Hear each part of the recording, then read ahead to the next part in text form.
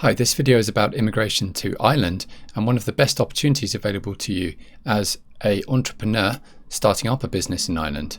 If you're interested in migrating to Ireland and starting up a business there, then this video is for you. We're going to deal with all of the requirements for you and your family and what the criteria are and what the process is for applying. So let's make a start. Before we start, I'm Tom Bradford. In relation to applying for immigration in Ireland, I have the Reach Abroad Ireland service, and this Reach Abroad Ireland YouTube series is all about helping you select the best option for business and investment in Ireland. So if immigration in Ireland is of interest, then do feel free to subscribe and click the notification bell for more updates.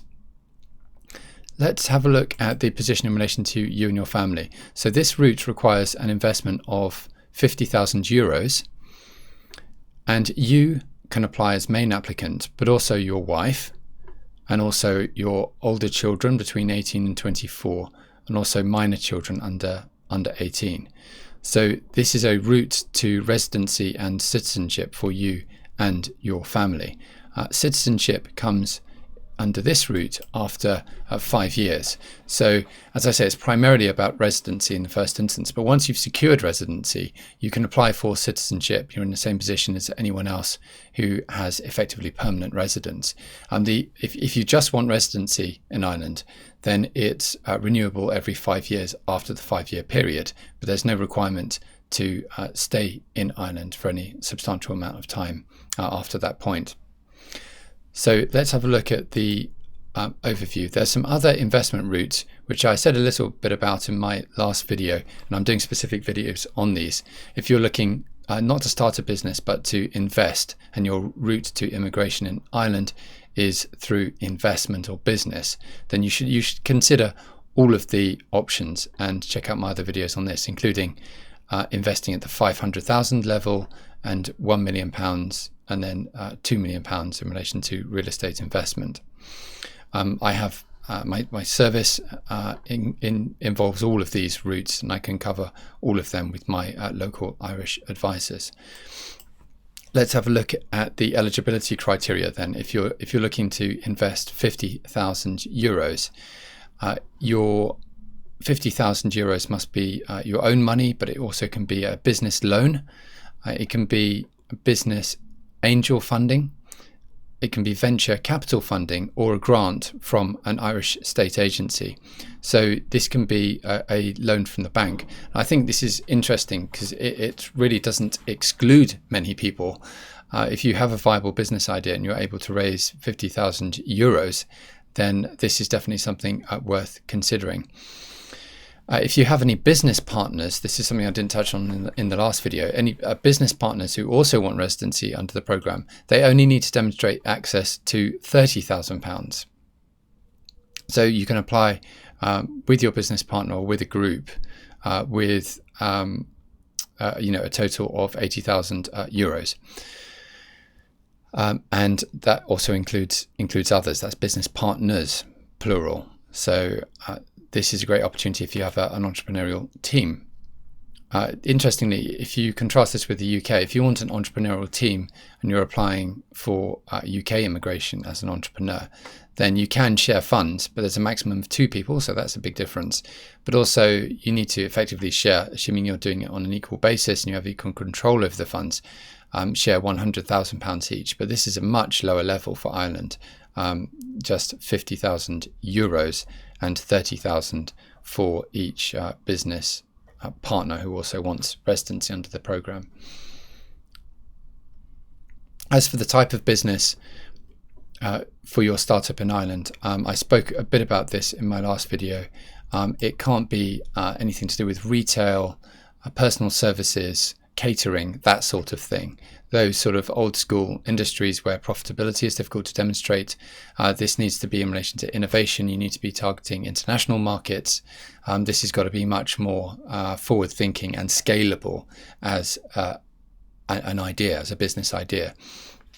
So one of the things I do with my Reach Abroad service with clients in different jurisdictions is help them with their business plans and making sure their business plan meets the local immigration requirements. So in relation to immigration to Ireland, this is really important. If you're going under this route, everything hinges on the business plan. You want to be satisfied yourself that your business plan is strong, but you've also got to satisfy the Irish immigration authorities that it's a viable plan. Now, it's got to have the potential for bringing on 10 people, so creating 10 jobs. That's only got to be potential, but nevertheless, that's a real test that they apply.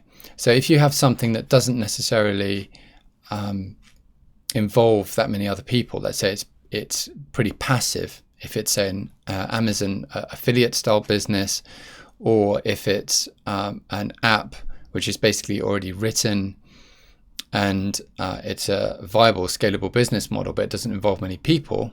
I mean, look at WhatsApp, for example, as a business. They only had a handful of employees when they reached, a valuation of several £100 million.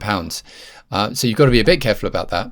Although you can't be doing, catering or that sort of thing, you've still got to show that you can create jobs with this. Now, I don't think that's too difficult, because even if you have a very passive, very automated style business, which fits with, software model, software as a service style business, you can always incorporate jobs in terms of sales roles and that sort of thing, and that's viable.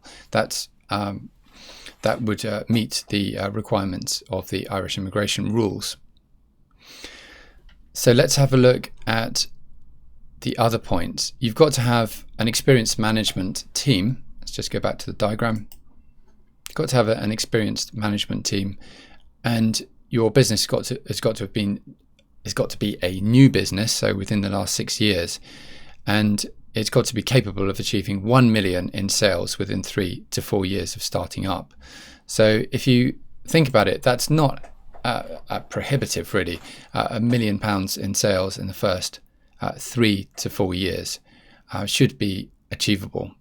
If, again, it just goes back to this theme, if you're dealing with personal services, retail, catering, that's going to be a struggle. But if you've got scalable business model, say software as a service, as I say, and you can show that you can create some sales roles or that sort of thing, that's enough. Now, presumably, in the process of securing the funding, and if you want help with securing funding, I offer this as part of the Reach Abroad service, partnering with consultants. You will have already put together a business plan for the 50,000, or if you haven't, you will have to. If you want to raise 50,000 euros through a bank loan, it's not difficult to do that at such a low level. But I think the business plan that you put forward for the bank loan, or for any bank loan, needs to be consistent with the business plan that you put forward to the Irish immigration authorities. The next requirement is you've got to be headquartered and controlled in Ireland. So if you have an existing business and you're just setting up a subsidiary in Ireland, you're going to have to restructure your business, I'm afraid, to get in under this route if you want to take the full advantage of residency and subsequently citizenship under this program. So those are the key points I wanted to highlight in this video. I've dealt with a case study in my other video, so do check that out if you haven't seen it already. The case of Kabir, an Indian national who sets up, who wants residency for his wife and his daughter, and sets up a business on Ireland to achieve that. And I go through the processes, but this is just an overview that he prepares the application with the help of me and my Irish lawyer. He then has it approved by the evaluation committee, and it's only then that he transfers the funds. And that's the big advantage of this route, or one of the big advantages of this route. You don't have to commit the funds and show access to them before your application has been granted. So your application is basically granted or approved first, and then you invest the funds. And as I've said before, that's not to be taken for granted. It's not the case that under all of the other immigration regimes for entrepreneurs that you're necessarily able to do this. In the US, for example, under some of the routes there, you need to invest first, and then you make your application, which may or may not be granted. So you don't have that kind of uncertainty here, which is a big plus. So you can see here, his after the evaluation committee has considered it, he transfers the funds. He then prepares an affidavit in relation to his good character, etc. And then he starts on this path to residency and citizenship. Let's just zoom in. So the initial application is granted for 2 years, and then as long as the business remains viable, he continues for a further 3 years until he reaches the point at which he can apply for residency, and then subsequently citizenship. I've said a little bit about the absence requirements, which you need to bear in mind. If you're just going for residency, they're not particularly onerous, although you've got to show you're actively involved in the business. Let me just zoom in on this to show you my point. But if you're going for citizenship at the end of the process, then you've got to plan it out. So residence and citizenship planning is extremely important, so you're not disappointed at the end of the process. But you need to be in Ireland for at least half of the year, and then for a full 12 months at the end of the process if you're going for Irish citizenship. Now, I want to speak now a bit about the advantages of this in the context of Brexit. And the important thing here is that Ireland is a committed member of the EU. It's very much emphasising that in light of Brexit and attempting to distinguish itself from the UK's position as we reach Brexit. So even within the transitional period, there is uncertainty, including economic uncertainty. And I'm finding that a lot of my clients are asking me about other options. Perhaps they're starting with considering the UK, but then they start considering other options, and they're asking about other options. So this is an option that merits serious consideration. Ireland is a friend of Europe and a friend of the EU. And what that means for you is that you can, if you secure Irish citizenship, you can have free movement within the EU. That's very significant and powerful. EU citizenship may matter a lot to you. And the way citizenship works within the EU is that you have two levels, two forms of citizenship. You have your national citizenship, and then insofar as your state is a member of the EU, you have EU citizenship in addition to that. So you have two levels of citizenship. That's important, but the perhaps one of the unique features of Ireland as opposed to Cyprus and as opposed to, say, Portugal, is Ireland is uniquely positioned as we approach Brexit, because being a member of the common travel area, being in the common travel area, Irish citizens, and you as an Irish citizen, if you secure a citizenship under this programme, will be able to enter the UK as well as having free movement within the EU. So Irish citizens are exempt from the settled status application process, which is being carried out on EU citizens in the UK. They can voluntarily do it, but they don't have to apply. And you would be exempt as well. And it's certainly envisaged that immigration is going to be stricter and more stringent and more restrictive after Brexit and after the transition period. But that's not going to apply to Irish citizens. So you have, or you will have, the best of both worlds if you go down this route and you're successful. You'd have access to the EU, and you'd also have access to the UK. So if the UK is your primary destination, if you like, if you see your future in the UK, the Irish route is still one to merit consideration. It may be that you can't afford the £200,000 now, the current stage of your business, as a kind of capital outlay, to go down the UK entrepreneur route. But you can raise, in the form of, say, a business loan, £50,000, or perhaps from family, or from a combination of savings and loans, for example.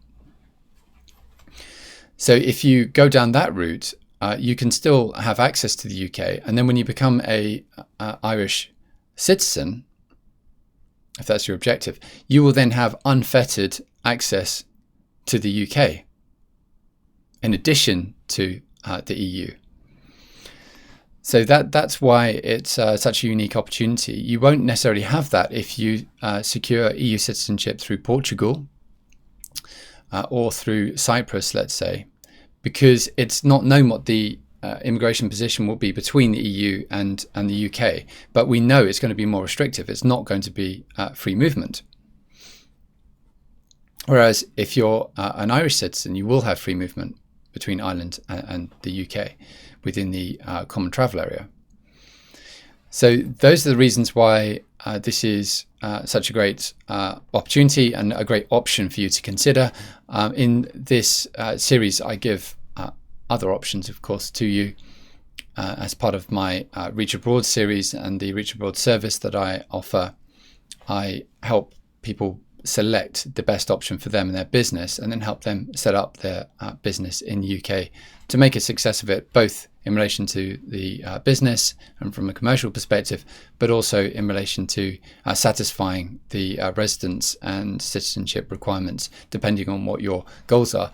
And of course, your goals may not be exclusive. It may be that you want to achieve both business, investment, and residence and citizenship outcomes. And in fact, your business and investment success is often premised on the immigration position, in that residence must be lawful and you've got to be on a route that is going to help you to secure residence or citizenship, if that's your final objective.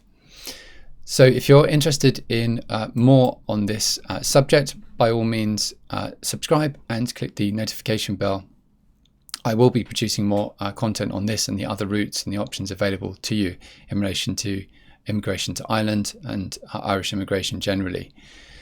So thank you for your time, and I'll see you in the next video.